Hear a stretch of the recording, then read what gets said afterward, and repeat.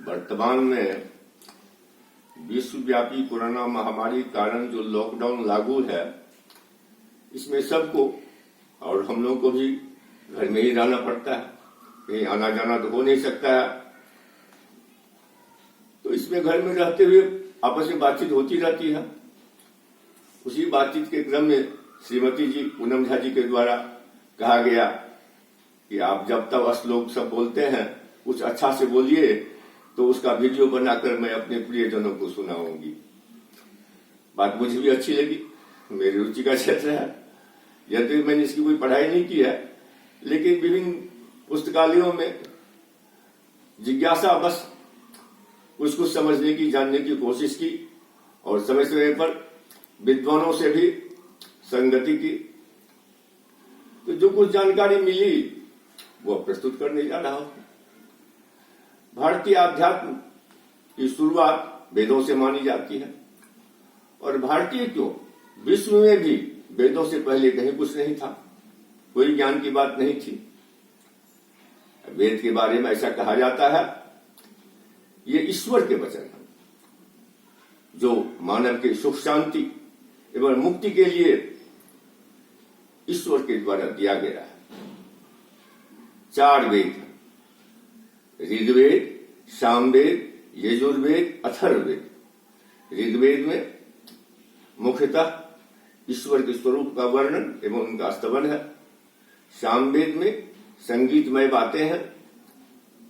अथर्ववेद में, यजुर्वेद में यज्ञ एवं विधि विधान की बातें हैं, और अथर्ववेद में प्राकृतिक आपदाओं से निपटने के लिए तंत्र आदि का उपाय बतलाया गया है। इन 4 वेदों के उपरांत 6 शास्त्रों की रचना की गई तत्कालीन ऋषि मुनियों के द्वारा। कपिल मुनि के द्वारा सांख्य शास्त्र की रचना की गई। इसी तरह कनाद ऋषि के द्वारा वैशेषिक शास्त्र की, गौतम मुनि के द्वारा न्याय शास्त्र की, जैमिनी ऋषि के द्वारा पूर्व मीमांसा की, पतंजलि ऋषि के द्वारा योग शास्त्र की, और बादरायण वेदव्यास के द्वारा उत्तर मीमांसा की। उत्तर मीमांसा की रचना सबसे अंत में हुई, इसलिए इन्हें वेदांत भी कहा जाता है। तदुपरांत 108 उपनिषदों की भी रचना हुई है, जिन्हें वेदांत ही कहा जाता है, जो ज्ञान का अपार भंडार है। फिर वेदव्यास के द्वारा 18 पुराणों की भी रचना हुई, जो काफी चित्ताकर्षक एवं ज्ञानवर्धक है। फिर वाल्मीकि का रामायण बहुत ही प्रतिष्ठित है, जिसमें मर्यादा पुरुषोत्तम श्री राम अपने चरित्र द्वारा मानव को दिव्य संदेश दिए हैं। फिर वेदव्यास जी के ही द्वारा महाभारत की रचना की है। इसके पूर्व ये बता देना चाहता हूं कि वाल्मीकि रामायण विश्व का प्रथम महाकाव्य कहा जाता है, और यह भी कह देना चाहता हूं कि ऋग्वेद विश्व का प्रथम पुस्तक माना जाता है। और वेदों के बारे में मैक्स मुलर ने कहा था कि मानव मस्तिष्क के अधिकतम पहुंच का प्रतिमान भारतीय वेद है। अब वेदव्यास के द्वारा 18 पुराणों की जो रचना की गई, उसमें भी बहुत ही आकर्षण ढंग से कहानियों के माध्यम से बहुत ही ज्ञान का समावेश किया गया है, जो मनुष्य के लिए बहुत ही हितकारी है।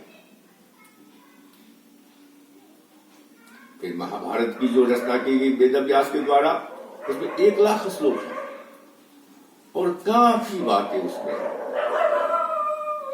उसी में से बीच का 700 श्लोक गीता है, जो युद्ध के मैदान में, युद्ध के बीच में, युद्ध भूमि में, दोनों सेनाओं के मध्य में सारथी श्री भगवान श्री कृष्ण द्वारा अपने रथी अर्जुन को के माध्यम से मानव मात्र को दिया गया है। ऐसा कहा जाता है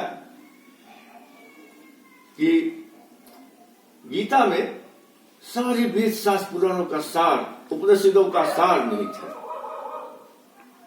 ब्राह्मणों, योग वशिष्ठ आदि जो पुस्तकें हैं, ग्रंथ हैं, उन सब का सार गीता में सन्निहित है। इसलिए मैं तो ये सोचा वेद शास्त्र पुराण उतना समझ पाना, मैंने कोशिश जरूर की, लेकिन कुछ समझ नहीं पाया, संभव नहीं है। चलो गीता में थोड़ा ध्यान लगाते हैं, जब इसी में सबका सार निहित है तो कुछ कुछ भाव समझ में आया। बड़ा आनंद का अनुभव होता है जब ये गीता का चिंतन करते हैं तो वही जो कुछ, यद्यपि संस्कृत का मुझे ज्ञान नहीं है, गीता संस्कृत श्लोक में है, यद्यपि वो श्लोक थोड़ा आसान लगता है। जैसे श्रीमद् भागवत के संस्कृत और उपनिषदों के संस्कृत से गीता का संस्कृत आसान लगता है, लेकिन मुझे उतना व्याकरण का ज्ञान नहीं है। थोड़ा थोड़ा भाव समझ में आया है जो प्रस्तुत करने जा रहा हूं। और गीता का महत्व है। स्वामी विवेकानंद ने 1893 में शिकागो में सर्वधर्म सम्मेलन में जो भाषण दिया था, जिससे भारत की प्रतिष्ठा बहुत बढ़ी और पूरे विश्व में सनातन हिंदू धर्म को मान्यता मिली, प्रतिष्ठा मिली, उस भाषण में एक वेदांत के सूत्र का उल्लेख उन्होंने किया था और एक गीता के श्लोक का उन्होंने उल्लेख किया था। इससे गीता के महत्व को समझा जा सकता है। यहां मैं गीता के उस श्लोक का उदाहरण देना चाहूंगा। वो श्लोक था अध्याय 4 का 11वां श्लोक, ये यथा मां प्रपद्यन्ते तां तथै भजाम्यहम्, मम वर्तमान वर्तन्ते मनुष्याः पार्थ सर्वशः। जो जिस प्रकार मेरा भजन करते हैं, मैं उसी रूप में मुझे प्राप्त होता हूं। भगवान कहते हैं मेरा जिस प्रकार भी लोग अनुसरण करें, लक्ष्य तो मैं ही हूं, चाहे रास्ते जो भी हो। इसमें जो सर्वधर्म संभाव का भाव निहित है, वह विश्व के लिए बहुत ही हितकारी है और हितकारी हुआ है, और इसका श्रेय स्वामी विवेकानंद को जाता है। इस प्रकार गीता बहुत ही रुचिकर, ज्ञानवर्धक और चर्चा करने लायक है। इसलिए आगे से हम गीता के प्रथम अध्याय से परिचर्चा पुनः करेंगे। धन्यवाद।